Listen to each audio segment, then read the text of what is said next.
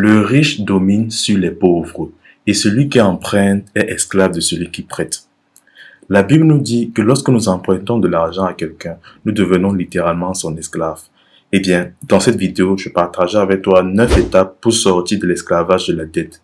Et reste jusqu'à la fin parce que je te réserve une surprise qui te rendra non seulement capable de sortir de la dette, mais aussi de la pauvreté en te donnant un moyen de pouvoir atteindre l'abondance financière. On commence.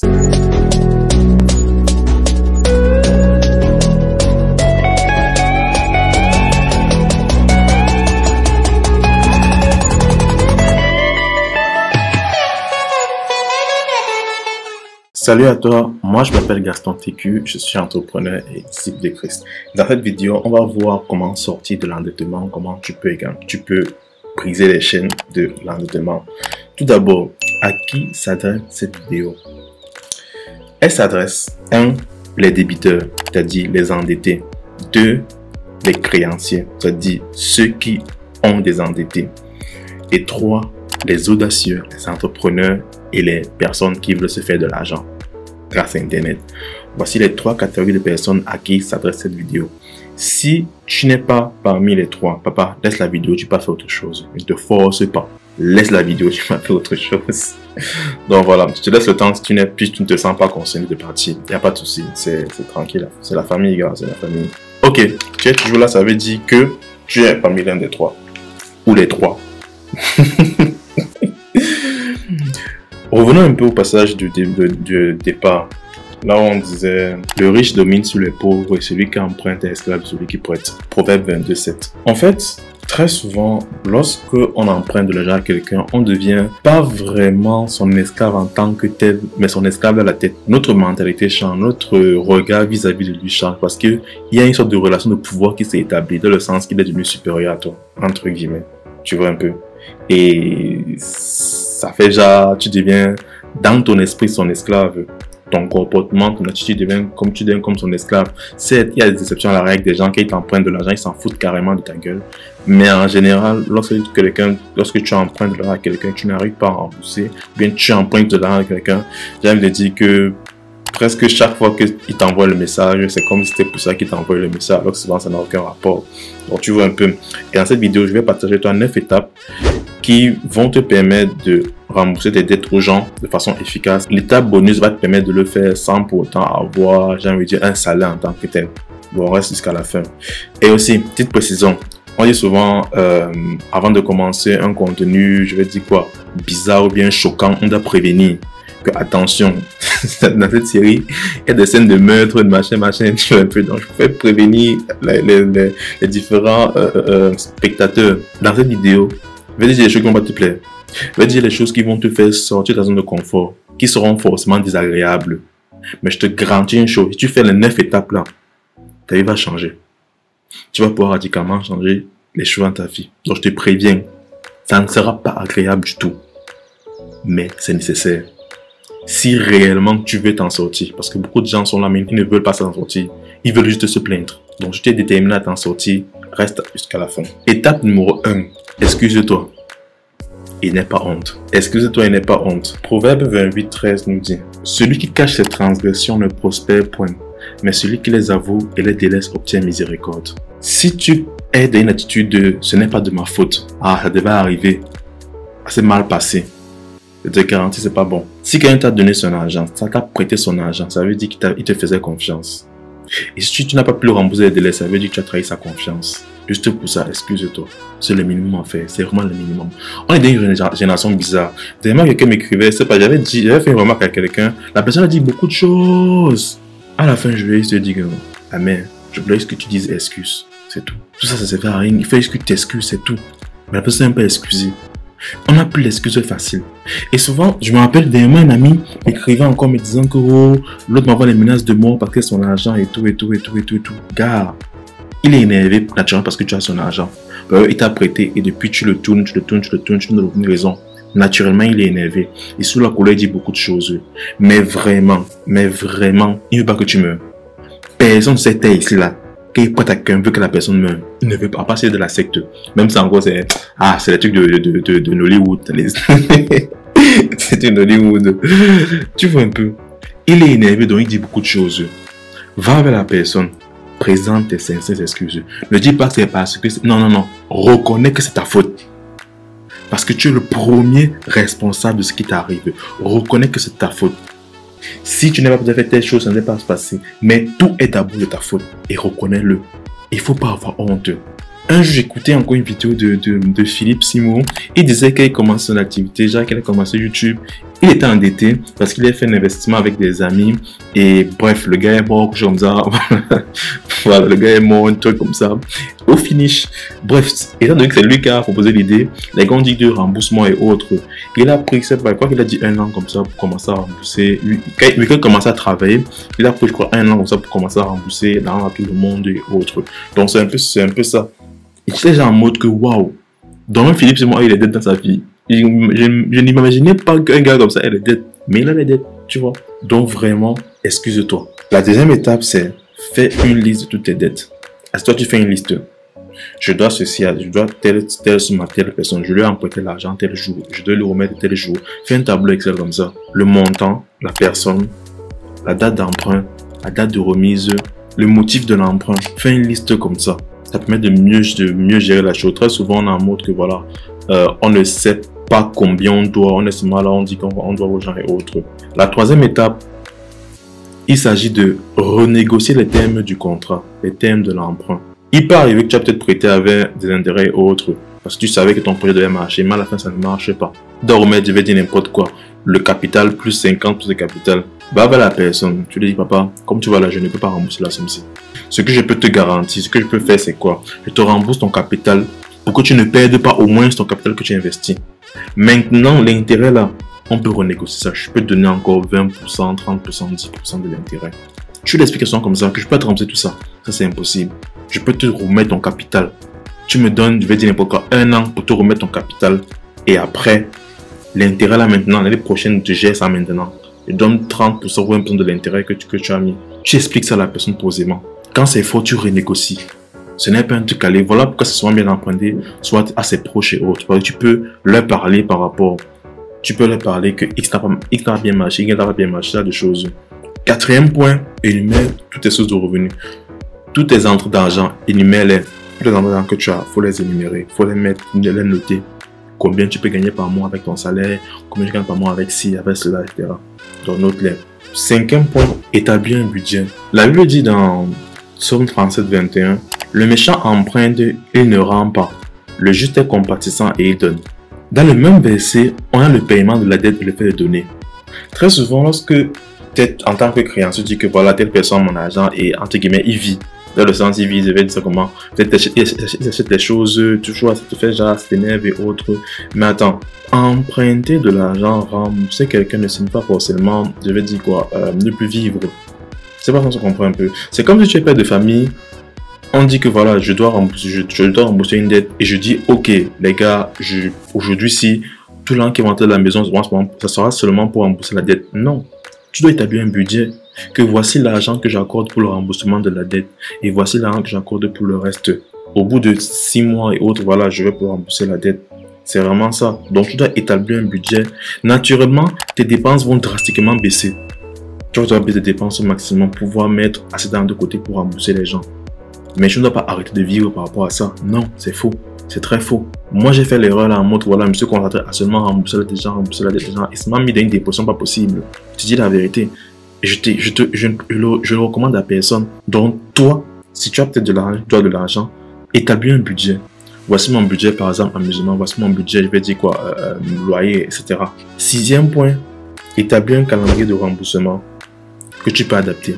Petite histoire, puisque j'ai également eu des dettes, lorsque j'ai commencé, j'ai décidé de rembourser les dettes, je me suis dit, ok, dans un premier temps, je vais prendre un travail. Étant donné que les revenus en entrepreneuriat, quand tu débutes, sont assez instables.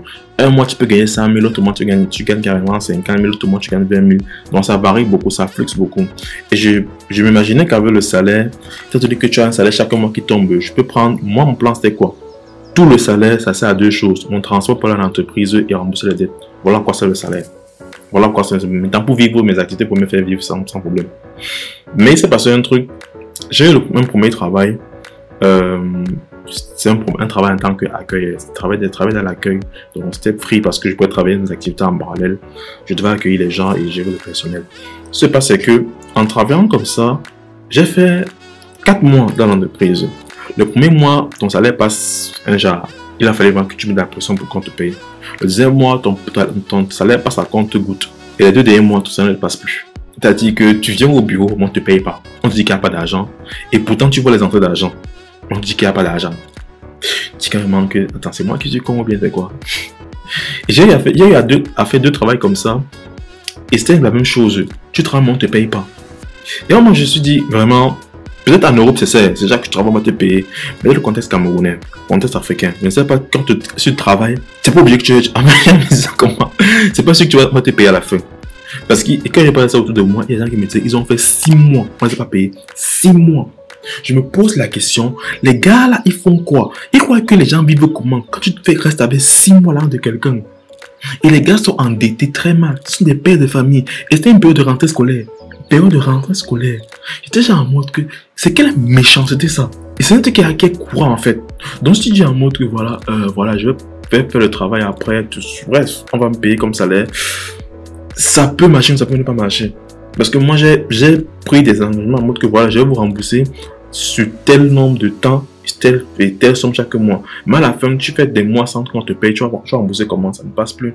Voilà pourquoi j'ai mis qui est adaptable, ça peut changer. C'est maintenant, après ça, cette année qu'il a dit vraiment, l'affaire d'emploi, non. Moi, j'ai voulu travailler en tant que salarié, mais ça n'a pas marché. Donc moi, je laisse l'affaire salariale là.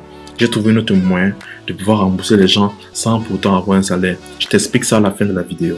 Mais en gros, ce que je dois faire, c'est avoir un calendrier de remboursement. Je rembourse tel. Et le conseil que je te donne, commence par la dette la plus petite.